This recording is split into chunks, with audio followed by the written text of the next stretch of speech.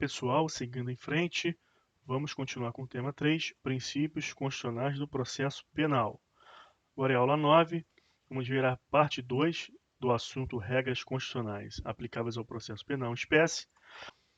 Vamos ver a individualização da pena, intranscendência da pena, cumprimento de pena em estabelecimento prisional adequado, situações relacionadas à extradição, inimputabilidade penal dos menores de 18 anos, vedação à tortura e ao tratamento desumano ou degradante, integridade física e moral, indenização por erro judiciário ou por manutenção da prisão além do tempo, inviolabilidade do domicílio, identificação criminal, nota de culpa, jurisprudência, ao longo do enfrentamento dos assuntos, e questão de concurso. Então, são regras constitucionais aplicáveis ao processo penal. Aqui, você recapitula, então, que a ideia principal é do sistema acusatório. Esta ideia principal ela é oriunda de uma concepção de justiça extraída da Constituição. Então, essa ideia vai nortear como se dará o processo penal no país. Para que se materialize, devemos ter, em termos processuais, um princípio básico, que é o nosso artigo 5º, inciso 54. Está aqui, ó, o princípio devido ao processo legal. Esse princípio devido ao processo legal, ele se divide em duas vertentes, uma processual e a outra material. Então, é o procedural do processo of law e o substantivo do processo of law. O substantivo do processo of law, ele mantém uma relação estreita com a dignidade da pessoa humana, porque significa que o Estado deve submeter a sociedade às leis razoáveis.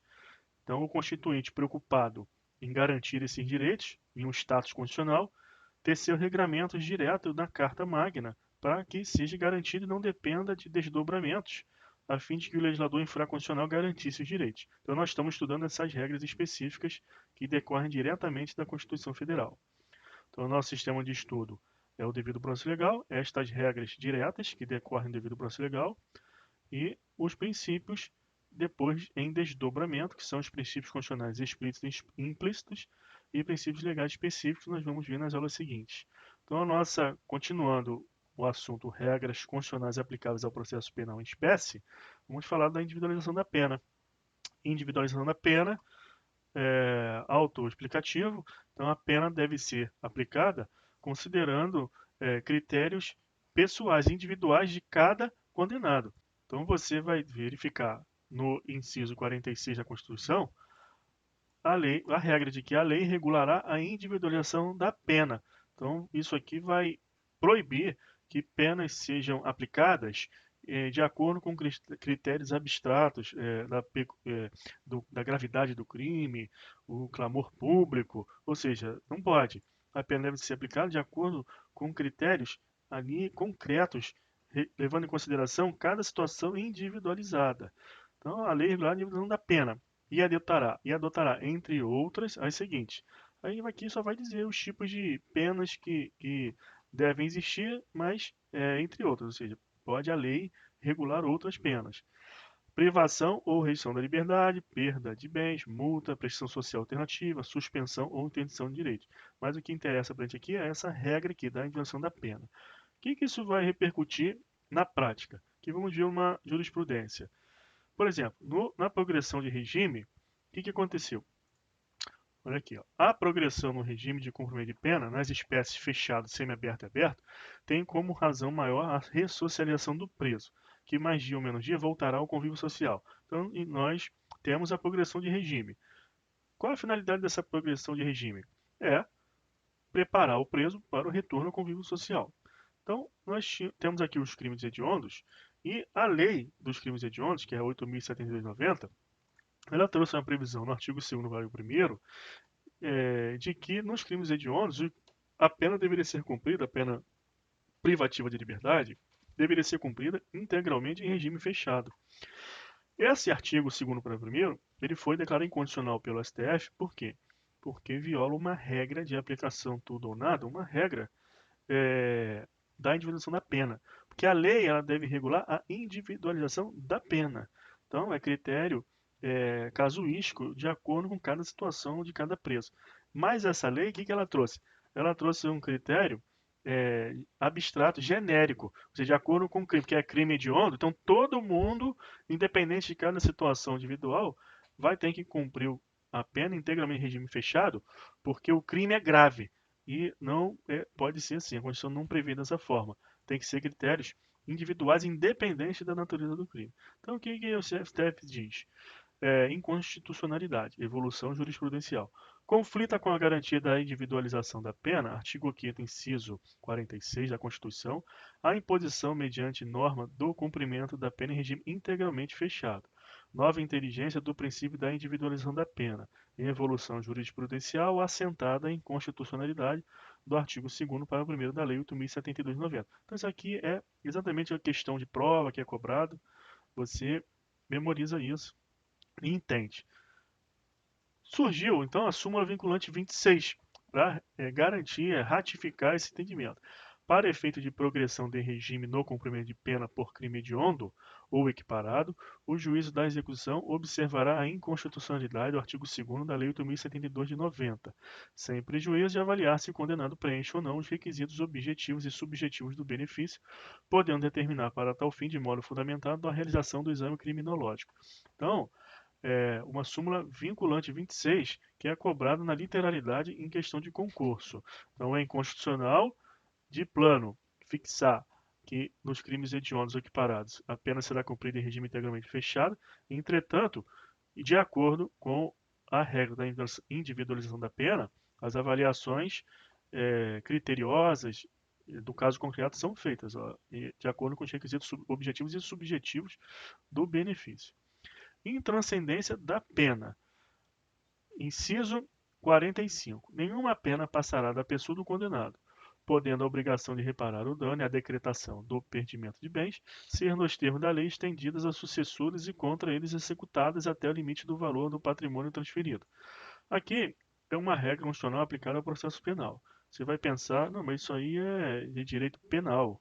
É uma regra de direito penal, porque você vai da intranscendência da pena. Só que nós vamos estudar no processo penal a ação civil ex delito. O que é isso? Nós vamos ver que o crime ele pode causar dano, lógico que causa dano de ordem patrimonial, moral. Então existe uma ação civil ex delito e o juiz também, no próprio processo penal, na sentença penal condenatória, ele pode fixar um valor a fim de indenizar minimamente a vítima. Então você, no processo penal, você tem essa aplicação também dessa regra, porque estas indenizações, elas se estendem a título de obrigação de reparar o dano aos sucessores e contra eles executados, até o limite do patrimônio transferido. Então aqui a jurisprudência. A intransmissibilidade da pena traduz postulado de ordem constitucional. A sanção penal não passará da pessoa do delinquente. Vulnera o princípio da incontagibilidade. Então você guarda essa expressão aqui, ó, vou marcar aqui. O que é o princípio da incontagibilidade? A pena ela não passa da pessoa do condenado. Então, é ali restrita à pessoa do condenado. Então, vulnera o princípio da incontagibilidade, ou seja, a transmissão dessa obrigação de cumprir a pena, caráter penal, não reparatória civil, que tem a exceção. Então, viola essa incontagibilidade o quê? Decisão judicial que permite ao condenado fazer substituir por terceiro absolutamente estranho ao direito penal prestação de serviço à comunidade. Então é uma casuística aqui. Então você consegue matar essa questão por entendimento, porque essa prestação de serviço à comunidade é de caráter penal. Então isso não pode transferir, viola esse princípio aqui, ó, olha essa expressão. Mas a obrigação de reparar o dano não, irá se aplicar essa regra até o limite do valor do patrimônio transferido. Aqui é LFG, uma noção aqui do princípio da incontagibilidade, para você gravar. O que é isso? O princípio da incontagibilidade, ou princípio da pessoalidade, da intransmissibilidade, da intranscendência, consiste na proibição da pena decorrente de condenação por crime passada à pessoa do condenado, consoante a disposição inicial no artigo 5º, inciso 45. Cumprimento de pena em estabelecimento adequado. Inciso 48. Do artigo 5º da CF. A pena será cumprida em estabelecimentos distintos, de acordo com a natureza do delito, a idade e o sexo do apenado. Que é a notícia aqui do CNJ, penitenciária, colônia agrícola, casa do albergado e cadeia pública. Estes aqui são os tipos de estabelecimentos existentes. Ó. Temos a penitenciária, temos a colônia agrícola, casa do albergado e cadeia pública. O que define os tipos de estabelecimentos penais, basicamente, é a finalidade original das unidades. De acordo com a LEP, Lei de Execuções Penais, penitenciária é a unidade prisional destinada aos condenados a cumprir pena no regime fechado, enquanto as colônias agrícolas, industriais ou similares são destinadas aos presos no regime semi-aberto, casa do albergado aqueles em regime aberto, e detentos provisórios, aqueles presos provisoriamente, prisão preventiva, etc. Onde que eles são presos? Em cadeia pública. Então, há ainda os hospitais de custódia, onde deve cumprir medida de segurança quem cometeu o crime por algum problema mental e foi por isso considerado inimputável ou semi-imputável. Então, aqui, quando você tem esse dispositivo constitucional, essa regra, a pena será cumprida em estabelecimentos distintos de acordo com a natureza do delito, a idade e o sexo da pena. Então, também tem o presídio feminino. Ó. Não tem o sexo, presídio feminino, idade, ó, uma pessoa idosa, maior de 80 anos, vai cumprir pena onde? É domiciliar? Então, assim, a legislação ordinária vai se adequando, mas a regra está aqui, ó, é aplicação tudo ou nada, tem que cumprir. Então, aqui, qual o desdobramento que vamos ter aqui em julgados? A determinação judicial, no sentido de que o paciente seja preso em cadeia pública interdita, configura constrangimento ilegal. Ordem concedida para que seja assegurado ao paciente o cumprimento da pena em estabelecimento prisional adequado ao regime fixado na sentença, mesmo que em outra localidade. O que aconteceu? O preso, a cadeia pública é para quê? É para prisões provisórias. A pessoa já foi condenada e a cadeia pública ainda está interdita.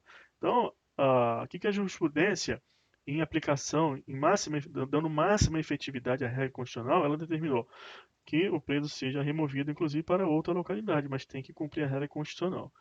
Sobre extradição, o que a gente precisa ver? A gente precisa ver primeiro direito do estrangeiro à naturalização, porque essas regras constitucionais aplicáveis ao processo penal referente à extradição irá repercutir na possibilidade de extradição de brasileiros naturalizados. Então nós temos primeiro estudar o quê? Direito do estrangeiro à naturalização. Isso você vai ver no artigo 12 da Constituição Federal. São brasileiros naturalizados os estrangeiros de qualquer nacionalidade. Aí temos duas condições distintas. Ó. Residentes na República Federativa do Brasil há mais de 15 anos ininterruptos, sem condenação penal. Quem são brasileiros naturalizados? Esses estrangeiros que residam há mais de 15 anos ininterruptamente no país, sem condenação penal, e que, desde que requeira a nacionalidade brasileira. Aqui temos a lei de imigração, lei de migração, 13.445/2017. O artigo 67 ele vai reproduzir aquela regra constitucional. A naturalização extraordinária será concedida a pessoa de qualquer nacionalidade, fixada no Brasil há mais de 15 anos ininterruptos e sem condenação penal, desde que requeira a nacionalidade brasileira. Então, vamos ver regras de aplicar ao processo penal afetas à extradição. Você aprendeu aqui, direito do estrangeiro à naturalização. Então, tem estrangeiro naturalizado? Ou seja, brasileiro naturalizado? São essas as condições. Qual a repercussão disso? As regras de naturalização são cobradas porque tem reflexo nas possibilidades de extradição. Necessário estudar as três hipóteses para portugueses, pessoas originárias de países de língua portuguesa e demais estrangeiros. Então você vai estudar isso, essas condições, como que o português, como que ele é considerado brasileiro naturalizado.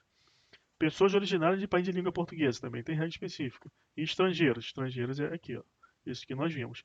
15 anos ininterruptos residindo no país, sem condenação penal e houve requerimento de nacionalidade brasileira. Agora vamos ver essas regras sobre extradição. A República Federativa do Brasil, artigo 4º, rege-se nas suas relações internacionais pelos seguintes princípios: prevalência dos direitos humanos. Aqui, o inciso 51 da CF, do artigo 5º, aqui artigo 5º. Nenhum brasileiro será extraditado, salvo o naturalizado, em caso de crime comum, praticado antes da naturalização ou de comprovado envolvimento em tráfico ilícito de entorpecentes e drogas afins na forma da lei. Então, as questões de concurso perguntam e colocam problemas, hipóteses, dizendo que o brasileiro ele cometeu um crime de tráfico ilícito de entorpecente e fala sobre a extradição. Brasileiro não pode. Então, nenhum brasileiro será extraditado. Que brasileiro é esse? Nato. Brasileiro nato não pode. Agora, o naturalizado pode, mas quais são as condições? Caso de crime comum. Crime comum. Então, qual crime comum é esse? Não é crime político, crime comum. Então, ó, 1. Praticado antes da naturalização. 2. Comprovado envolvimento de tráfico de entorpecentes. 52. Não será concedida extradição de estrangeiro por crime político ou de opinião. Então é só crime comum. O inciso seguinte, 52, ele diz quais são os crimes que não são os comuns, que não pode. Então, crime político ou de opinião, nenhuma hipótese. Súmula 421 do STF. Não impede a extradição circunstância de ser o extraditando casado com um brasileiro ou ter filho brasileiro. Uma situação aqui casuística, tem súmula, é cobrada em concurso. Então, os requisitos são esses aqui. Ah, mas o caso concreto é casado e com filho. É uma situação bastante difícil, mas não revoga a norma constitucional que não teceu essa restrição. Um caso concreto. O extraditando que apresentou sem restrições sua versão discorreu longamente sobre sua condição de brasileiro nato, cerne de sua defesa. Então, o extraditando, ele disse que ele é brasileiro nato, então não pode ser extraditado. Aí teve um problema com registros civis. Registro civil brasileiro e Paraguai tinha 2 registros de nascimento. Então, atestando o nascimento na mesma data em ambos os países. Então, assim, isso é impossibilidade lógica, ó, impossibilidade lógica de coexistência. Então, teve que se descobrir qual é o registro verdadeiro. Presunção de veracidade do registro brasileiro não infirmada pela prova dos autos. Assento de nascimento brasileiro lavrado 5 meses após o nascimento. Registro congênito, o paraguaio, lavrado 8 anos após o suposto nascimento do solo paraguaio. A ausência de prova segura de que o extraditando não seja brasileiro nato. Incidência de vedação constitucional expressa a extradição. Então, olha a repercussão aí da, dessa naturalização, da condição de brasileiro nato ou naturalizado, em regras aplicáveis ao processo penal da extradição. Não pode vir a extradição. Inimputabilidade penal dos menores de 18 anos. Outra regra nacional. Lá, artigo 228. Ó. São penalmente inimputáveis os menores de 18 anos, sujeitos às normas da legislação especial. Então é o ECA. São penalmente inimputáveis os menores de 18 anos, sujeitos às medidas previstas nesta lei.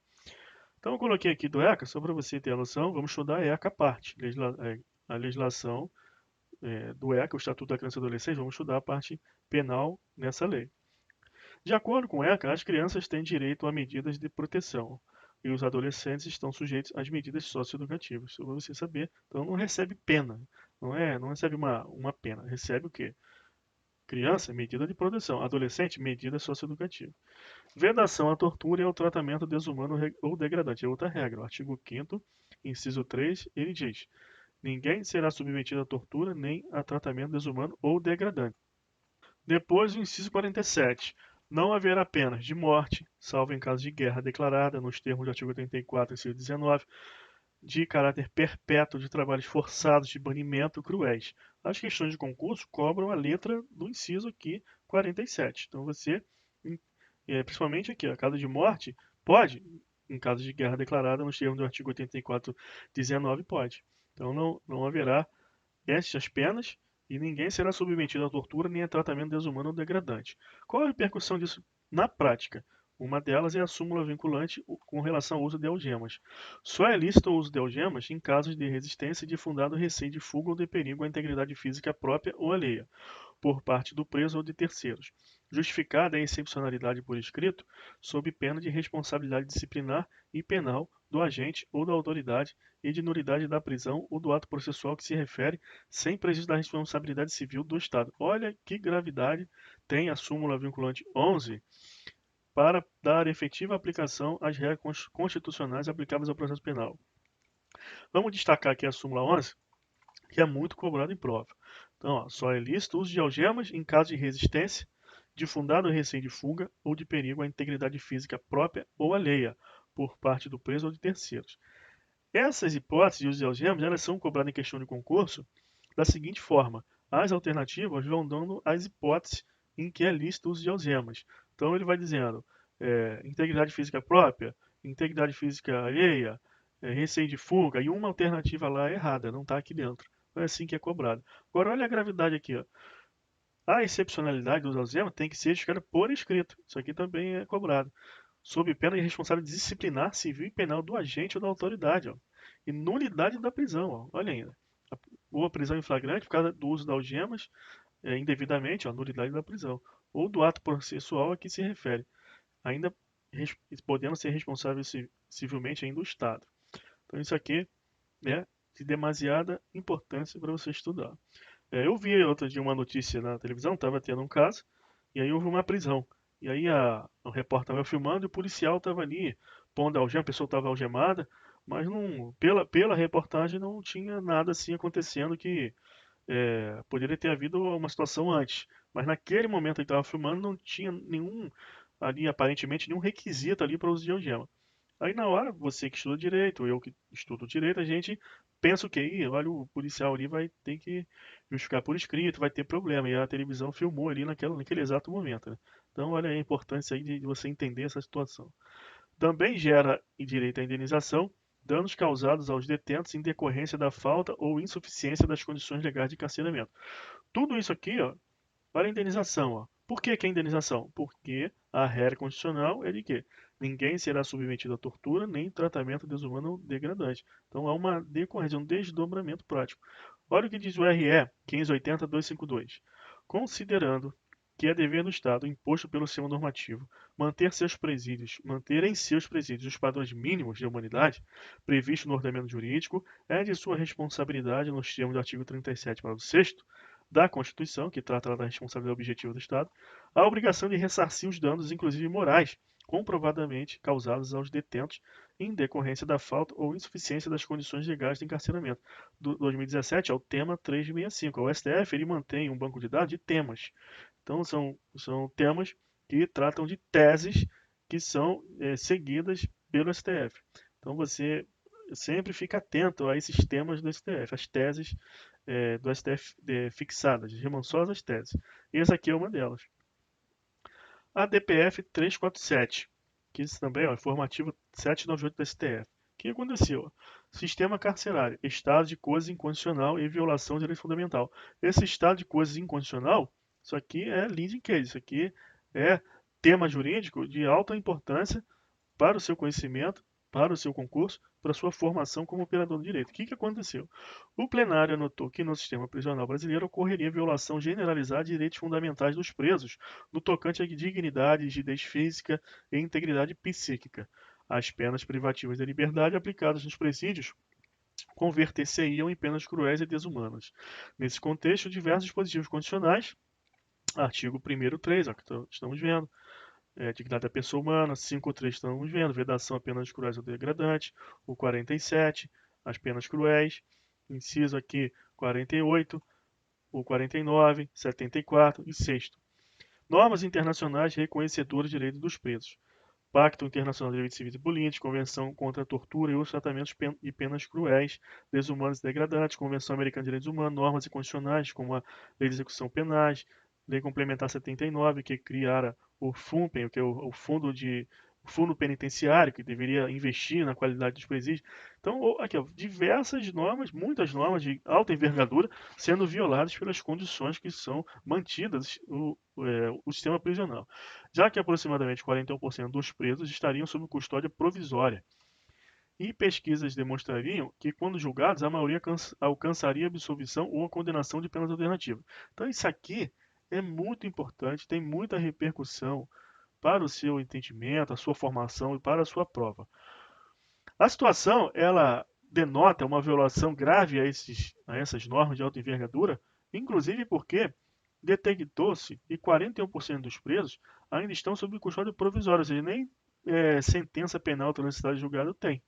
E também a pesquisa demonstra que, ainda quando condenados, a maioria alcançaria ainda absolvição ou não teria nem pena privativa de liberdade. Então, olha só que gravidade. Ademais, a manutenção de elevado número de presos para além do tempo de pena fixado evidenciaria inadequada assistência judiciária. A violação de direitos fundamentais alcançaria a transgressão à dignidade da pessoa humana e ao próprio mínimo existencial. Olha aqui, ó, mínimo existencial. A vertente qual? Do substantivo do prosofiló, que é uma vertente de entendimento da dignidade da pessoa humana. E justificaria a atuação mais assertiva do STF. Então você assiste a aula que tratamos da dignidade da pessoa humana, como falamos, devido ao processo legal, substantivo do prosofiló, a sua relação concreta com a dignidade da pessoa humana, e falamos do mínimo existencial. Então, Esse é o estado de coisas inconstitucional. Então você guarda essa ideia e você vai acertar muitas questões. Direito à integridade física e moral. Artigo 5º, inciso 49. É assegurado aos presos o respeito à integridade física e moral. Não será permitido o emprego de força salvo ou indispensável no caso de resistência ou de tentativa de fuga do preso. Outra regrinha do CPP. Se houver ainda que por parte de terceiros resistência à prisão em flagrante ou a determinada por autoridade competente, o executor e as pessoas que auxiliarem poderão usar dos meios necessários para defender-se ou para vencer a resistência, do que tudo se levará ao subscrito também por duas testemunhas. Eu também vi uma notícia na televisão, o policial estava tentando efetuar a prisão, houve uma resistência, a população que estava passando foi lá ajudar o policial. Foi bastante interessante aí a notícia, e está aqui, ó. Se houver, ainda que pode terceiros, ou seja, resistência à prisão em flagrante, ou a determinada por autoridade competente, o executor e as pessoas que o auxiliarem. As pessoas estavam auxiliando lá o policial. E utilizaram lá dos meios necessários para defender-se e vencer a resistência. Mas tem que lavrar o que? O auto, ó, sobrescrito por duas testemunhas ainda. Tem que fazer o procedimento. Caso não se respeitem, o quê? Essa garantia ao preso do respeito à integridade física e moral, o que cabe? Cabe a aplicação da lei de tortura. Isso que é importante você notar. Por quê? Porque constitui crime de tortura submeter alguém sob sua guarda, poder ou autoridade. Ó, guarda, poder e autoridade é bem abrangente. Tudo é abrangido aqui. Todas as situações fáticas são reguladas. A guarda, o poder, a autoridade, você não consegue escapar em nenhuma situação concreta da aplicação da norma. Com o emprego de violência ou grave ameaça, há intenso sofrimento físico ou mental como forma de aplicar castigo pessoal ou medida de caráter preventivo. Então, se você ultrapassa os limites e não respeita a integridade física e moral, configura um ato que vai desrespeitar essa integridade, será enquadrada no crime de tortura. Por quê? Porque vai considerar que houve um emprego de violência, grave ameaça, que conduziu a intenso sofrimento físico ou mental à pessoa sob sua guarda, autoridade, o preso, como forma de aplicar castigo pessoal ou qualquer medida de caráter preventivo. Indenização por erro judiciário ou por manutenção da prisão além do tempo. Também cabe indenização. Nós vimos lá em cima uma indenização que foi por tratamento degradante, condições desumanas de encarceramento. Aqui a indenização já é bem objetiva. É erro judiciário ou manutenção da prisão além do tempo, que é comum acontecer. Pessoas ficam presas além do tempo e erro judiciário também acontece. E as pessoas vão presas. Então aqui, inciso 75. O Estado indenizará o condenado por erro judiciário, assim como que ficar preso além do tempo fixado na sentença. Então nós vimos aí na televisão, a pessoa estava presa, aí a família lá recebendo a pessoa na porta do presídio, saindo, que houve um erro, uma confusão, um erro judiciário, a pessoa estava presa. Na mesma hora, você que estuda direito, conhece as regras, está aqui, ó, indenização. Então, é cobrada a indenização do Estado e é a regra objetiva, a responsabilidade objetiva do Estado. Inviolabilidade de domicílio é outra regra condicional aplicada ao processo penal e tem muita repercussão onde? Na caracterização da prova ilícita e na ordem de desentranhamento dessas provas obtidas com violação da regra da inviolabilidade do domicílio. Qual é a situação? Muitas vezes é apreendido drogas dentro da casa da pessoa, documentos são pegos, são apreendidos em quarto de hotel, mas com violação da regra condicional da inviolabilidade do domicílio.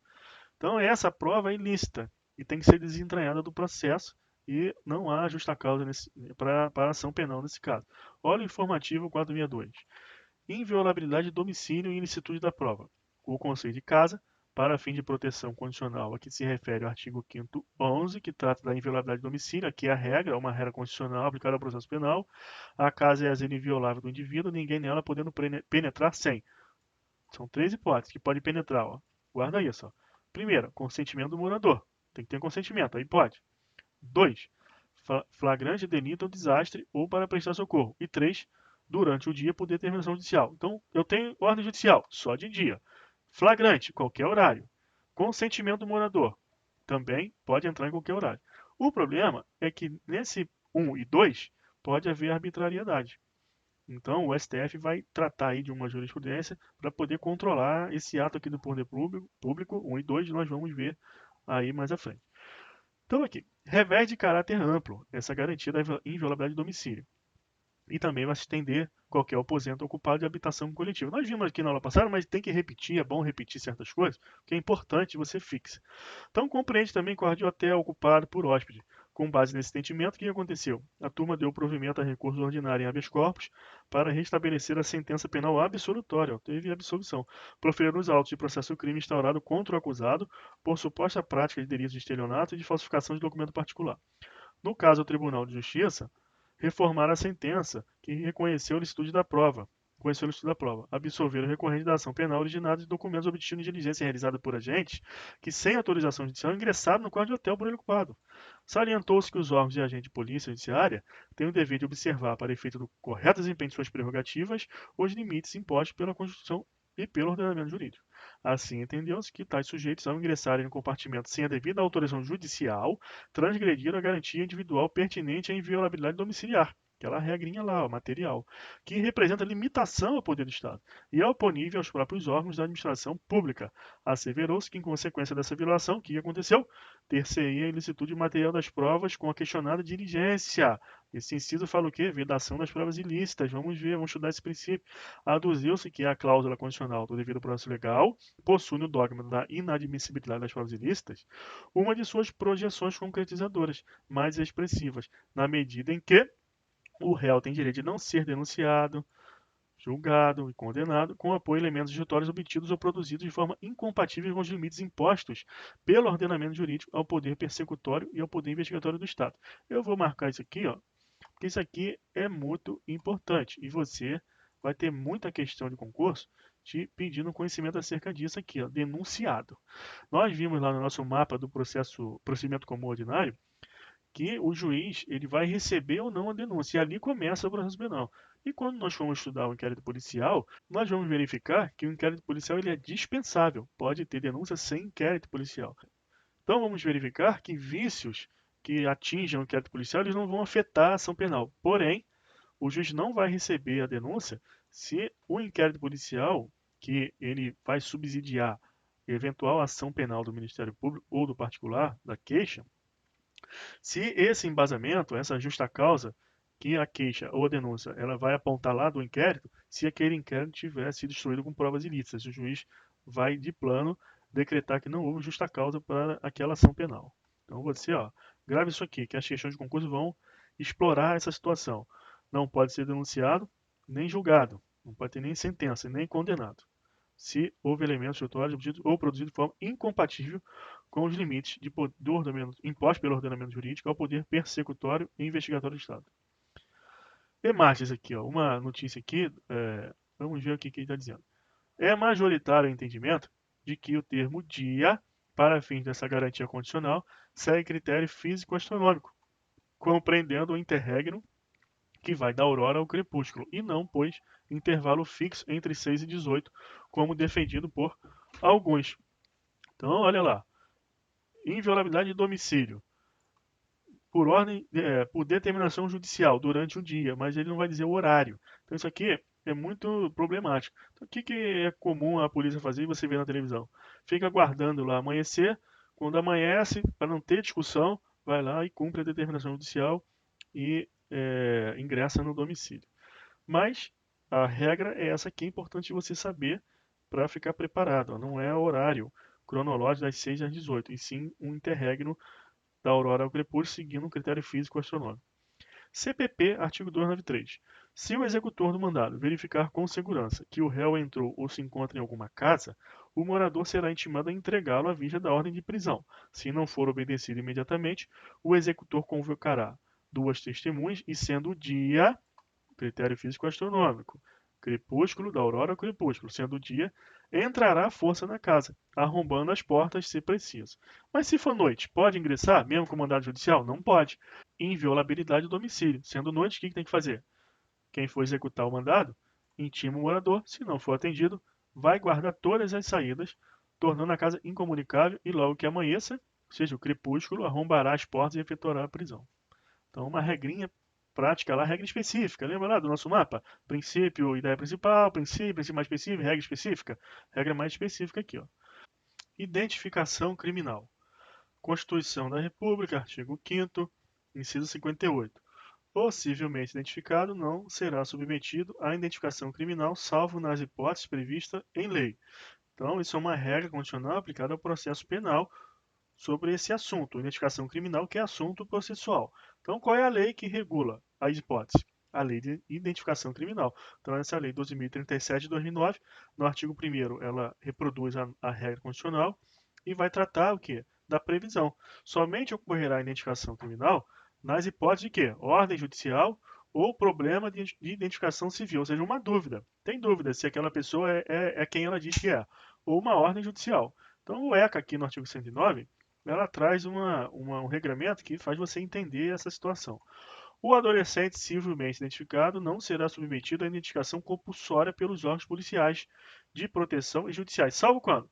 Para efeito de confrontação, havendo dúvida fundada. A pessoa apresenta duas identidades confusas, identificação civil, tá aquela identidade toda rasgada, não dá para ler nada, tem dúvida, tá com dúvida de quem ela seja, precisa confrontar, ou uma ordem judicial.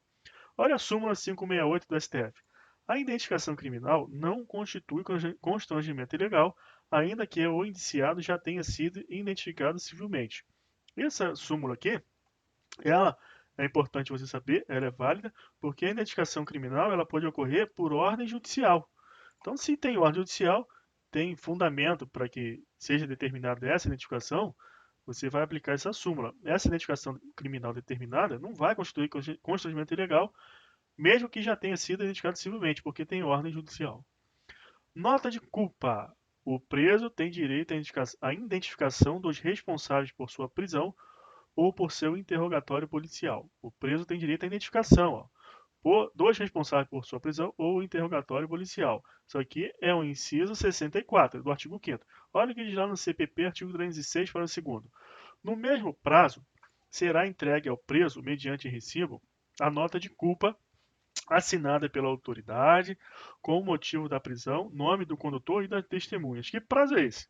É aquele prazo da remessa do auto de prisão em flagrante à autoridade judicial para que tome uma das três medidas determinadas. Ou vai relaxar a prisão ilegal, ou vai converter em preventiva, não sendo o caso de preventiva, pelo 321 do CPP, vai conceder liberdade provisória com ou sem fiança, aplicando outras medidas cautelares, inclusive cumulativamente, se for necessário. Então, nesse mesmo prazo de 24 horas, tem que entregar o quê? Ao preso? Nota de culpa. O que consta lá nessa nota de culpa? Ela vai constar a assinatura da autoridade, o motivo da prisão, nome do condutor e das testemunhas. Então, você vê uma prisão em flagrante acontecendo, o policial chama você, você é testemunha aqui, vamos lá para a delegacia. Chega lá, a nota de culpa vai ser entregue ao preso lá com o seu nome, lá, testemunha, quem conduziu o policial, o motivo da prisão, é um direito do preso, ele possa se defender. Então, que é a repercussão disso aqui na jurisprudência, etc. Ó, é direito do preso em flagrante receber nota de culpa em até 24 horas. É um documento formal, escrito, garantido constitucionalmente, que lhe informa o motivo da prisão, responsável pela prisão, nome das testemunhas. Olha o que o Renato Brasileiro vai dizer sobre esse assunto. Em se tratando de prisão em flagrante, delito, segundo o artigo 36, parágrafo 2º do CPP, em até 24 horas após a realização da prisão, será entregue ao preso, mediante recibo, a nota de culpa, assinada pela autoridade, com o motivo da prisão, o nome do condutor e o nome das testemunhas. Esse prazo de 24 horas é contado a partir do momento da captura, e não da lavratura do auto da prisão em flagrante. Olha só, do momento da captura, e não da lavratura do auto da prisão em flagrante. Com o preso, caso o preso não saiba, não possa ou não queira assinar, duas testemunhas assinarão o recibo pelo preso, atestando a entrega do documento. São as testemunhas instrumentárias. A nota de culpa, de modo algum, importa em confissão, nem tampouco que o preso esteja aceitando as acusações que lhe foram feitas quando a sua prisão.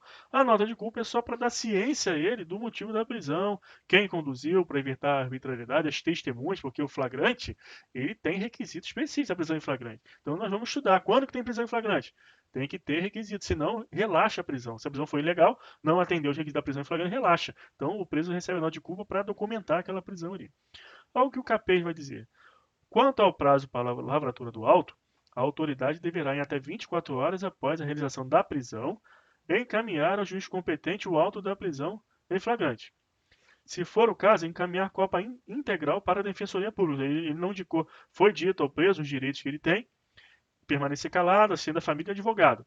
Não tem advogado, não indicou, encaminha para a Defensoria. Então, ó, ele encaminha, juiz competente, o auto de prisão em flagrante, a Defensoria Pública, não tem advogado. E tem que fazer o que? A terceira medida lá, ó, entregar nota de culpa. Entregar nota de culpa. De onde se infere, seja este o prazo máximo para a conclusão do auto. Então, é 24 horas remeter. A nota de culpa é a peça inicial do auto de prisão em flagrante e tem por finalidade comunicar ao preso o motivo de sua prisão, bem como a identidade do responsável por essa prisão. Sua falta caracteriza omissão de ato essencial e provoca nulidade e o relaxamento da prisão. Olha aqui, ó.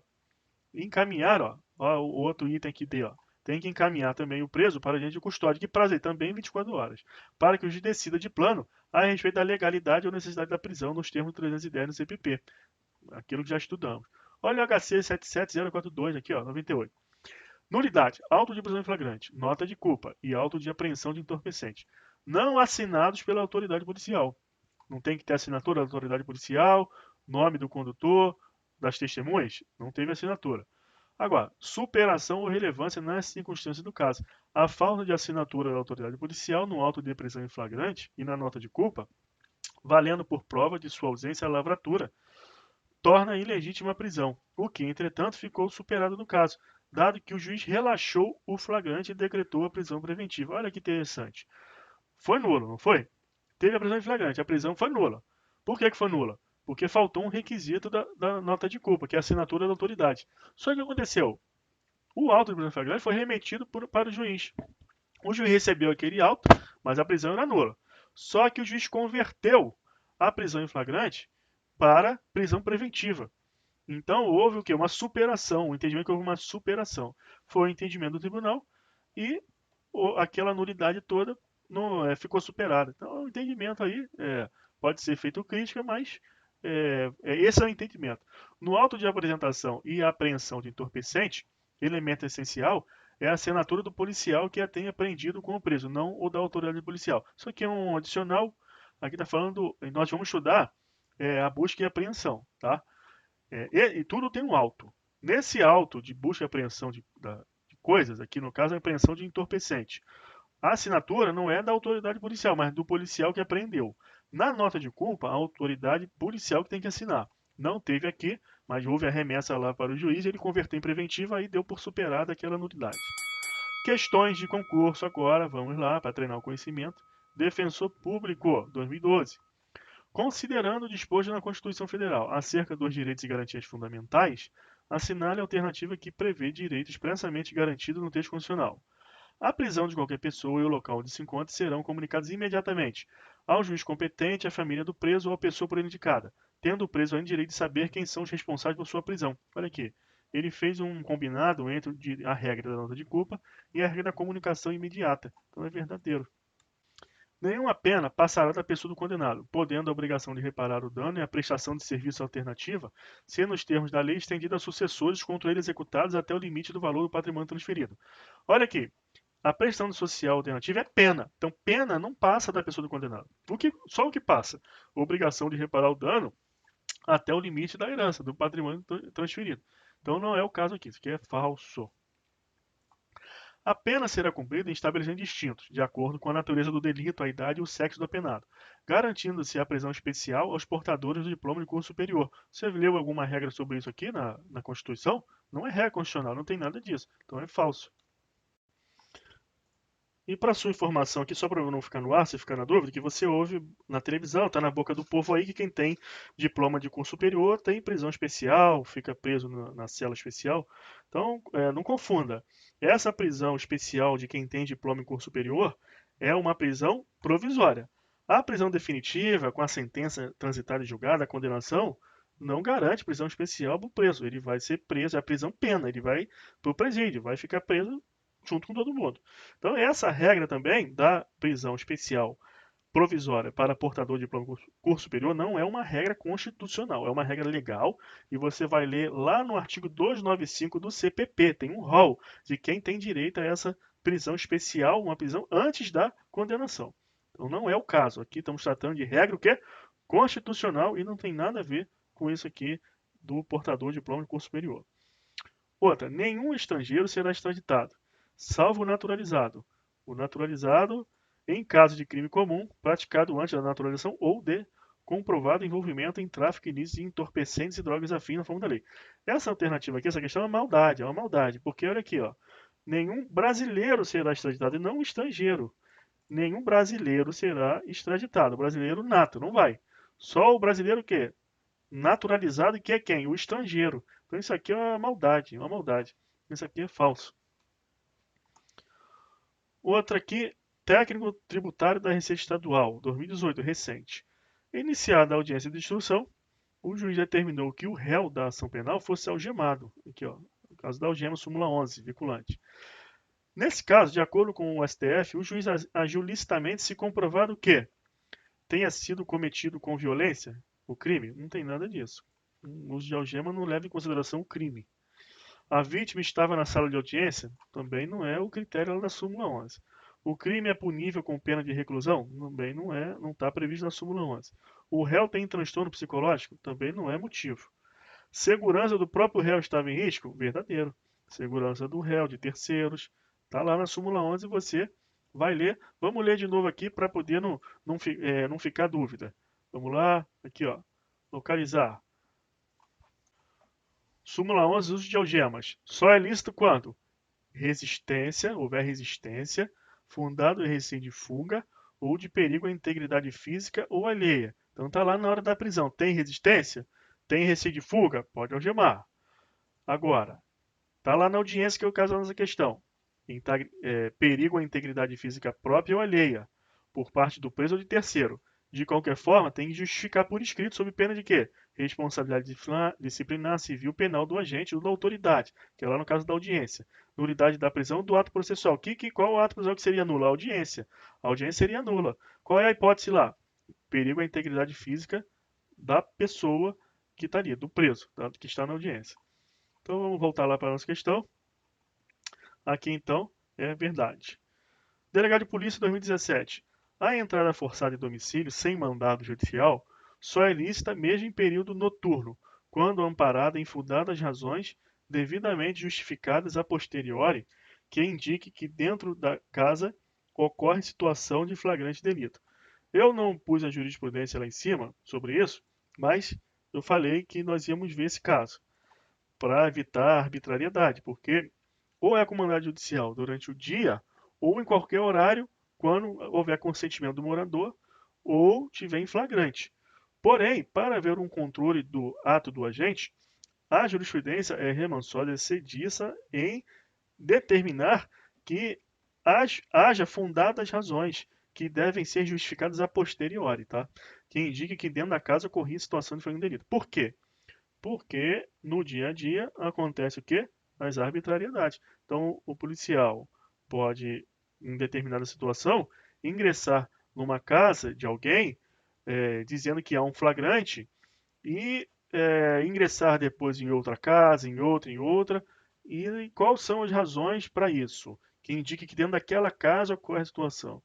Então, há essa jurisprudência, é muito importante isso aqui, ó. Então, vamos destacar aqui, isso aqui é importante a questão de prova, a entrada forçada em domicílio, sem mandado judicial, só é lícita, mesmo em período noturno, quando amparada em fundadas razões devidamente justificadas a posteriori, que indique que dentro da casa ocorre a situação de delito. Então, não é porque é flagrante, pode entrar em qualquer horário. Não. Tem que ter fundadas razões justificadas a posteriori. Verdadeiro. Juiz substituto 2018. São princípios processuais penais expressos na CF. Presunção de não culpabilidade, devido ao processo legal, e o direito do suspeito ao indiciado ao silêncio. Essa presunção de não culpabilidade, isso aqui nós vamos ver quando estudarmos a presunção de inocência, que é um princípio expresso. O devido ao processo legal, sim, nós vimos. Então é só para demonstrar a você como que funcionam as questões, também perguntam quais que são expressos, tá vendo? Tem expressos, implícitos e os processuais, os decorrentes da lei. Então, para você já começar a se familiarizar. Verdadeiro. O direito processual penal compreende o conjunto de normas jurídicas destinadas a regular o modo, os meios e os órgãos do Estado encarregados do exercício do ius puniente. verdadeiro. Questão bem conceitual, bem intuitiva, né? Então, o processo penal serve para quê? Para controlar. Controlar normas que controlam o quê?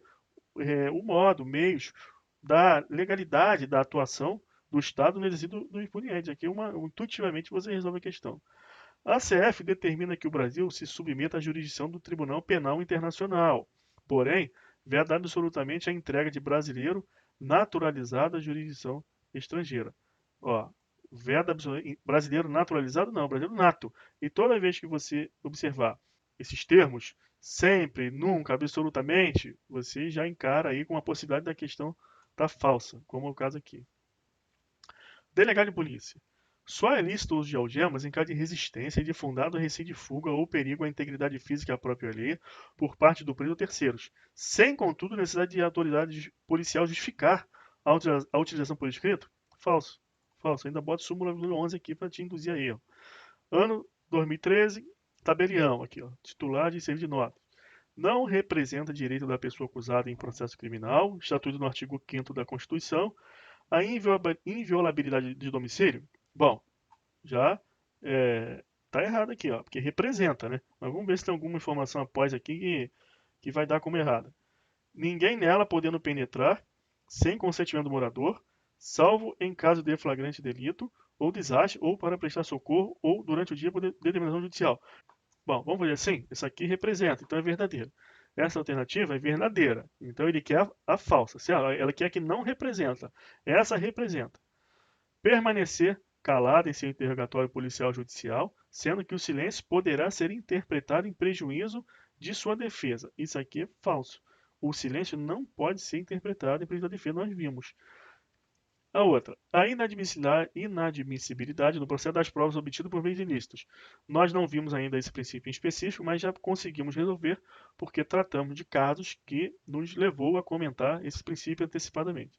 Exercer o contraditório é ampla defesa, com os meios e recursos inerentes. Também já podemos matar essa questão, já vimos isso. Ter a sua prisão comunicada ao juiz competente e à família do preso ou pessoa por ele indicada. Vimos agora nessa aula que é uma regra. Então, pessoal, fim, parabéns. Agora você é capaz de acertar todas as questões sobre o quê? Regras constitucionais aplicáveis ao processo penal. Vamos dar uma pausa para o café, vamos voltar em sequência ao nosso curso. Um abraço.